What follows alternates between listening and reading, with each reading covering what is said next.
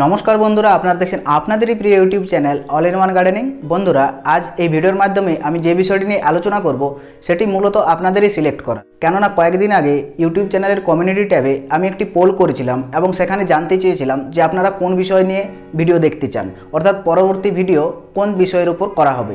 তো সেখানে আমি অপশানে রেখেছিলাম ফুল ফল, বনসাই, শাকসবজি এবং অন্যান্য কিছু বা বর্ষাকালে গাছের পরিচর্যা ঠিক কীরকম হওয়া প্রয়োজন সেটার উপর। তো আপনারা প্রায় 60% মানুষ এখানে ভোট দিয়ে জানিয়েছেন যে আপনারা ফুল বিষয়ক ভিডিও দেখতে চান। তো আজ আমি এই ফুল বিষয়ক একটি ভিডিও নিয়ে এসেছি এবং আজকে যে বিষয়টি নিয়ে আলোচনা করব, অর্থাৎ যে ফুল বিষয়ক এই ভিডিওটি হতে চলেছে সেটি হচ্ছে রজনীগন্ধা গাছের পরিচর্যা এবং কিভাবে আপনারা এই গাছ থেকে প্রচুর পরিমাণে ফুল পাবেন। তো আপনারা দেখতেই পাচ্ছেন আজ এই রজনীগন্ধা গাছে আমার ঠিক কী পরিমাণ ফুল আছে।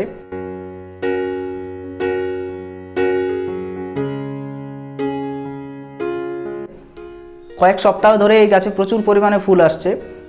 তো কিভাবে এই ফুল পেলাম এবং কিভাবেই বা এই পরিচর্যা করলাম, তো সমস্ত বিষয় নিয়ে এই ভিডিওতে আমি আলোচনা করছি। আপনারা অবশ্যই ভিডিওটি প্রথম থেকে শেষ পর্যন্ত দেখতে থাকুন, কোনো স্কিপ না করেই, কেননা সম্পূর্ণ তথ্য আপনাদের সামনে আমি এই ভিডিওর মাধ্যমে তুলে ধরবো। তো চলুন বন্ধুরা ভিডিওটি শুরু করা যাক। বন্ধুরা এখানে যে রজনীগন্ধা গাছটি দেখতে পাচ্ছেন, এই গাছটির বয়স প্রায় 1 বছর। গত বছর জুন মাসের সময় এই গাছটির প্রতিস্থাপন আমি করেছিলাম, অর্থাৎ বেশ কয়েকটি খন্দ আমি টবের মধ্যে লাগিয়েছিলাম এবং তার ভিডিও সে সময় আমি আপনাদের সঙ্গে অলরেডি শেয়ার করেছিলাম। আপনারা হয়তো অনেকে সেই ভিডিওটি দেখে থাকবেন। যারা এখনও ভিডিওটি না দেখে আছেন তারা অবশ্যই ভিডিওটি দেখে নিন, তাহলে রজনীগন্ধা গাছের কিভাবে প্রতিস্থাপন করতে হয়, তার কিভাবে মাটি তৈরি করতে হয় বা কিভাবে যত্ন করতে হয় প্রাথমিকভাবে, সমস্ত কিছু সেই ভিডিওর মধ্যে আমি ডিটেলসে আলোচনা করেছি। তো আপনারা সেই ভিডিওটি দেখে নিতে পারেন, লিঙ্ক আই বাটন এবং ডেসক্রিপশন বক্সে আমি দিয়ে দিচ্ছি। তো বন্ধুরা জুন মাসে আমি এই গাছটি রিপোর্টিং করেছিলাম। যারা নতুন বাগানি তাদের জন্য এই জুন জুলাই অর্থাৎ বর্ষার শুরুতে রজনীগন্ধা প্রতিস্থাপনের একটি আদর্শ সময়, কেননা এ সময় আপনারা যেভাবেই রজনীগন্ধার বাল্ব বা তার চারা গাছ প্রতিস্থাপন করুন না কেন সেটা 100% ভাবে আপনার সফল হবেই। কিন্তু যারা কিছুটা অভিজ্ঞ বাগানি আছেন বা দীর্ঘদিন ধরে বাগানের সঙ্গে জড়িত, তারা এই গাছের কন্দ বা চারা যে কোনো সময় বছরে লাগাতে পারেন বা রোপণ করতে পারেন।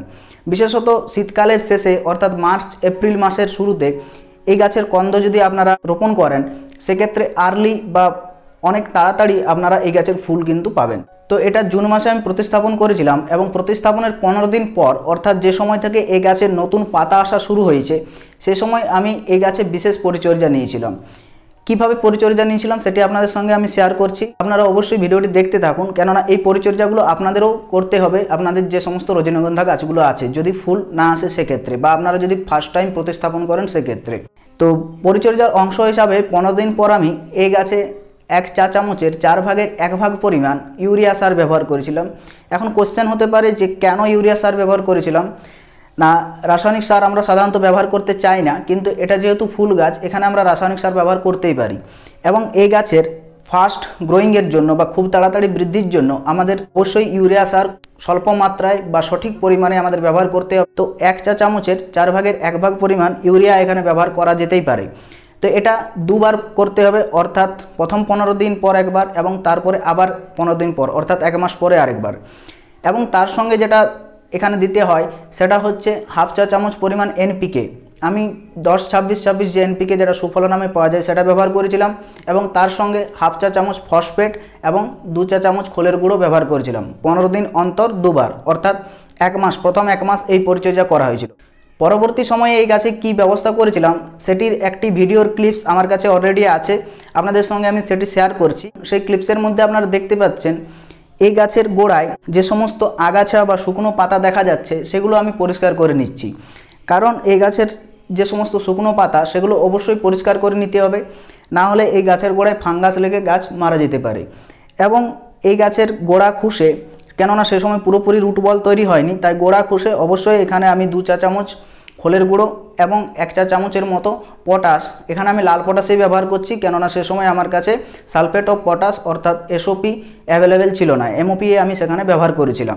তো এই সার ব্যবহার করার পরে আমি যথারীতি গাছের মধ্যে জলও দিয়েছিলাম, সমস্ত কিছুই ঠিকঠাক ছিল, গাছের বৃদ্ধি ঠিক কীরকম ছিল আপনারা দেখতে পাচ্ছেন। কিন্তু দুর্ভাগ্যবশত তার কিছুদিন পরেই ঝড়ে টবটি পড়ে যায় এবং পুরো টবটি ভেঙে যায় এবং তার সঙ্গে গাছের রজনীগন্ধা গাছের যে বাল্বের যে রুট বল হয় সেই রুট বলটিও ভেঙে যায়। তো রজনীগন্ধা গাছের বৈশিষ্ট্য হলো যে এর যদি রুট বল কোনো কারণে ডিস্টার্ব হয় বা ক্ষতিগ্রস্ত হয়, সেক্ষেত্রে এই গাছে ফুল আসতে কিন্তু অনেক সময় লেগে যায়। অর্থাৎ প্রতিস্থাপনের পর গাছটি সতেজ হতে যে সময় লেগেছিল, রুট বল নষ্ট হয়ে যাওয়ার পর তাকে আবার পুনঃপ্রতিস্থাপন করার পর আবার ঠিক একই পরিমাণ সময় এখানে লেগে যায়। তার ফলে আমি সেপ্টেম্বর, অক্টোবর এবং নভেম্বর মাসে এটার থেকে ফুল পাওয়ার আশা থাকলেও সে সময় আমি কিন্তু এই গাছ থেকে কোনো ধরনের ফুল পাইনি। তো আপনারা টবটি দেখলেই বুঝতে পারছেন আমি যে টবের মধ্যে গাছটি প্রতিস্থাপন করেছিলাম এবং এখন যে টবের মধ্যে গাছটি আছে সম্পূর্ণ ভিন্ন, কেননা সে সময় টবটি ভেঙে গিয়েছিল এবং আমি তাকে নতুন টবে প্রতিস্থাপন করতে বাধ্য হয়েছিলাম। এবং তারপর যথারীতিভাবে শীতকাল এসে যায় এবং শীতকালে এই গাছের একটা ডরমেন্সি পিরিয়ড চলে। এই সময় এই গাছে ফুল পাওয়া কোনোভাবেই সম্ভব নয় বা ফুল এলেও খুব কম পরিমাণে আসে। তো আমি এখান থেকে এই শীতকালে কোনো ফুল পাইনি। শীতকালের পরে এই গাছে যথারীতি ফুল আসতে শুরু করে এবং তার বেশ কিছু ছবি আমি অলরেডি আপনাদের সঙ্গে কমিউনিটি ট্যাবের মাধ্যমে শেয়ার করেছিলাম। আপনারা হয়তো অনেকেই সেই ছবিগুলো দেখেছেন। তো আজকে দেখুন, আজকে জুন মাস চলছে 2021 সাল এবং এই গাছে দেখুন প্রচুর পরিমাণে ফুল এখানে আছে এবং দেখুন প্রায় 5টা স্টিক আমি এখান থেকে পেয়েছি, একটা 10 ইঞ্চি টব এবং গাছ কতটাই বুশি হয়েছে। এবং এখানে লক্ষ্য করুন 5টা স্টিক, 1টা 2টো 3টে 4টা এবং 5টা। এখানে এই স্টিকটি একেবারে নতুন, এখানে এখনও ফুল ফোটা শুরু হয়নি। তো বন্ধুরা, আপনারা যারা এখনও এই গাছ থেকে ফুল পাননি তারা এই গাছের পরিচর্যা ঠিক কিভাবে করবেন না, ফুল পাচ্ছেন না বলে কখনো এই গাছের রিপোর্টিং আপনারা ভুলও করবেন না। যদি ফুল না আসে এর রিপোর্টিং করার কোনো প্রয়োজন নেই, কেননা যদি এ গাছের রিপোর্টিং করেন সেক্ষেত্রে ফুল পেতে আপনাদের আরও অনেক বেশি দেরি হবে। আগেই আপনাদের বললাম যে এই গাছের রুট বল যদি ভেঙে যায় কোনো কারণে বা ভেঙে দেওয়া হয় সেক্ষেত্রে সে পুনঃপ্রতিস্থাপনের মতো বিষয়টি হয়ে যায় এবং এই গাছের আবার গ্রোয়িং হতে এবং তার থেকে এই যে স্টিক বা এর ফুল আসতে কিন্তু অনেক বেশি সময় লেগে যায়। তো আপনারা কখনোই এই গাছের রিপোর্টিং করবেন না যতক্ষণ না আপনারা ফুল পাচ্ছেন। আপনারা ওয়েট করুন, অবশ্যই গাছের যদি ম্যাচুরিটি আসে ঠিকঠাক সময়ে আপনারা ফুল পাবেন। আর এখানে বলে রাখি এই গাছের খুব একটা পরিচর্যা বিশেষ কিছু লাগে না, শুধুমাত্র আপনারা এই গাছের খাবার ঠিকঠাকভাবে দিয়ে যান, তাতেই আপনারা ফুল পাবেন। এখন এই গাছের খাবার আপনারা কিভাবে দেবেন রেগুলার বেসিসে, প্রথম 15 দিন বা প্রথম 1 মাসের পরিচর্যা আপনাদের সঙ্গে আমি শেয়ার করলাম অলরেডি। কিন্তু এই গাছের রুট বল একবার তৈরি হয়ে যাওয়ার পর অর্থাৎ ফুল আসার আগে পর্যন্ত এই গাছের যে রুট বল হয়েছে সেটাকে কোনোভাবে ডিস্টার্ব করবেন না। বেশি গোড়ার মাটি খুঁড়ে সেখানে সার দেওয়ার চেষ্টা করবেন না। যদি সম্ভব হয় খুব হালকাভাবে মাটি খুঁড়বেন এবং সেখানে খোলের গুঁড়ো 2 চামচ এবং পটাশ হাফ থেকে 1 চামচ গাছের অবস্থা দেখে আপনারা সেটা দিবেন এবং অবশ্যই জল দেবেন, কেননা এই গাছের পাতা খুব নরম প্রকৃতির।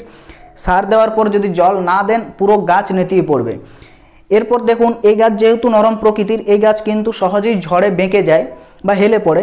তো সেক্ষেত্রে আপনারা এইভাবে দেখুন, আমি এখানে একটা পাটের দড়ি দিয়ে গাছটিকে ভালোভাবে বেঁধে রেখেছি, খুব একটা টাইট না আবার খুব হালকাও না, এরকমভাবে আপনারা গাছটিকে বেঁধে রাখবেন যাতে ঝড়ে খুব একটা ক্ষতিগ্রস্ত না হয়। আর যদি অতিরিক্ত ঝড়ের সম্ভাবনা থাকে তাহলে গাছটি সরিয়ে রাখবেন, না হলে একটা বাঁশের লাঠি সাইড থেকে দিয়ে এই স্টিকগুলো আপনারা বেঁধে দেবেন, না হলে এগুলো নষ্ট হয়ে যেতে পারে।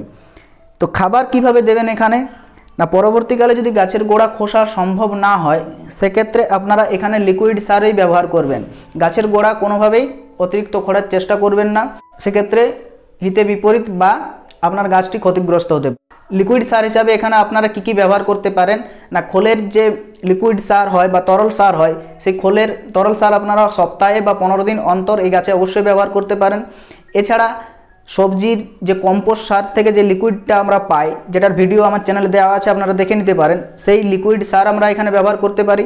তবে এখানে আপনাদের বলে রাখি বন্ধুরা, কখনোই কিন্তু সবজি ভেজানো যে জল অর্থাৎ সবজির খোসা ভেজানো যে জল যেটা আমরা অন্যান্য গাছে ব্যবহার করি এই গাছে ব্যবহার করবেন না, কেননা এটা একটা কন্দ জাতীয় গাছ, কন্দ পচে বা ফাঙ্গাস লেগে গাছটি নষ্ট হয়ে যেতে পারে।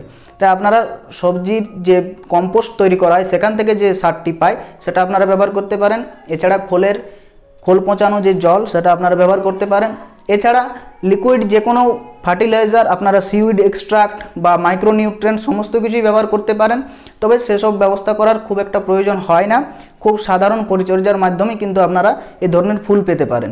আমি পরবর্তীকালে অর্থাৎ রুট বাউন্ড হয়ে যাওয়ার পর আমি যেটা ব্যবহার করছি সেটি আপনাদের সঙ্গে শেয়ার করলাম, অর্থাৎ খোল জল এবং ওই কম্পোস্ট সার। তো আপনারাও এইভাবে পরিচর্যা করুন, আশা করি আপনাদের যে গাছগুলো আছে সেগুলোতেও প্রচুর পরিমাণে ফুল আসবে। তো বন্ধুরা, এই গাছে ফুল সম্পূর্ণরূপে শেষ হয়ে যাওয়ার পর এই গাছের পরিচর্যা আপনারা ঠিক কিভাবে করবেন সেই বিষয়েও কিছু কথা আপনাদের সঙ্গে আমি আলোচনা করে রাখি। না, এই গাছের ফুল সম্পূর্ণভাবে শেষ হয়ে যাওয়ার পর আপনারা অবশ্যই গাছটিকে রিপোর্টিং করবেন। যেটা ফুল আসার আগে পর্যন্ত আপনারা করবেন না আমি বলেছিলাম, সেই কাজটি আপনাদের কিন্তু এই গাছে ফুল ফোটার পর করতে হবে। অর্থাৎ গাছটিকে রিপোর্টিং করতে হবে এবং তার থেকে কন্দগুলো আলাদা করে 10 ইঞ্চি টবের জন্য মোটামুটিভাবে 4 থেকে 5টি আপনারা কন্দ একটা 10 ইঞ্চি টবের মধ্যে বসাতে পারেন। এবং যদি আপনাদের কাছে জালি টব থাকে, অর্থাৎ বড় আকারের যে টবগুলো হয় সেই ধরনের টব যদি থেকে থাকে, সেক্ষেত্রে 7 থেকে 8টা কন্দ আপনারা সেখানে বসাতে পারেন। তো কী ধরনের মাটিতে সেই কন্দগুলো বসাবেন সেই বিষয়ক ডিটেলস ভিডিও চ্যানেলে দেওয়া আছে, আপনাদের আমি অলরেডি বলেছি। সেই ভিডিওটি আপনারা দেখে নিলে সমস্ত কিছুই জানতে পারবেন। এই ভিডিওতে আর সেসব বিষয় নিয়ে আলোচনা করছি না, নাহলে ভিডিওটি অনেক দীর্ঘ হয়ে যাবে। তো বন্ধুরা, এই পূর্ণাঙ্গ বয়সী গাছের রিপোর্টিং আপনারা কখন করবেন না, এর রিপোর্টিংয়ের সঠিক সময় হচ্ছে মার্চ এপ্রিল মাস, অর্থাৎ শীতের পর।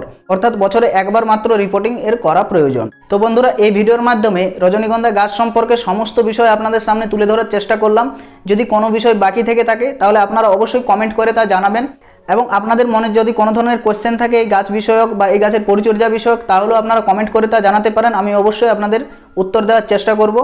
তো আজ ভিডিওটি এখানেই শেষ করছি। সকলে ভালো থাকবেন, সুস্থ থাকবেন। নমস্কার।